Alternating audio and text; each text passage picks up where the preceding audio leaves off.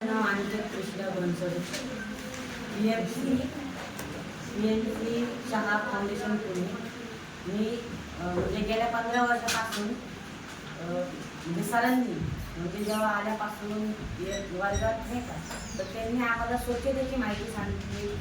म्हणजे त्यांनी वेगळ्या ह्याच्यात नाही का फळ्यावरून सांगितलं.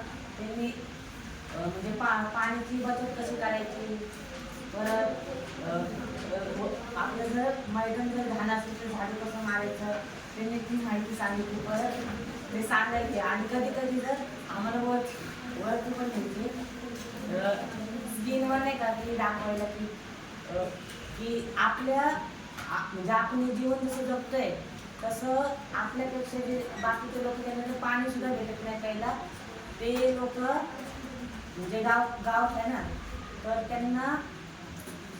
त्यांना खूप म्हणजे कष्ट करायला लागतात की खोदायला लागतं.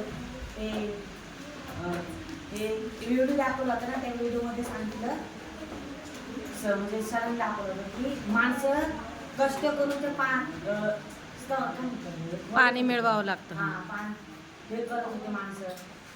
आणि सरांनी निबंध वगैरे मध्ये लिहायला सांगतात आणि आम्हाला माहिती सांगते की शौचालयाचा वापर कसा करायचा, शौचालयामध्ये पाणी टाकायचं. परत